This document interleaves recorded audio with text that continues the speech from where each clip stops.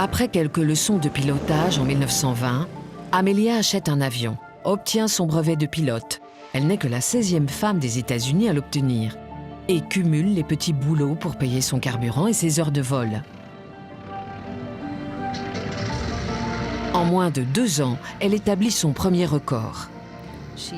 Elle disait que les femmes étaient élevées pour être timides, pour être peureuses. Et c'est précisément ce qu'elle ne voulait pas être. Elle était déterminée à ne pas avoir peur de faire la chose la plus effrayante possible. C'est-à-dire emmener ces engins assez primitifs et pas très solides aussi haut qu'elle le pouvait. Le premier record qu'elle va battre est donc un record d'altitude. Elle atteint 4300 mètres. Aucune femme ne l'avait fait avant elle. Lorsqu'elle ne vole pas, Amelia regarde les autres dans les airs.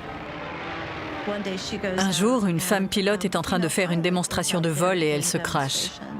Elle s'en sort indemne, mais détruit son avion. Les gens dans la foule disent « Vous voyez, c'est un parfait exemple.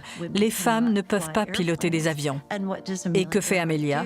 Elle court vers un des hangars et se jette littéralement dans un avion.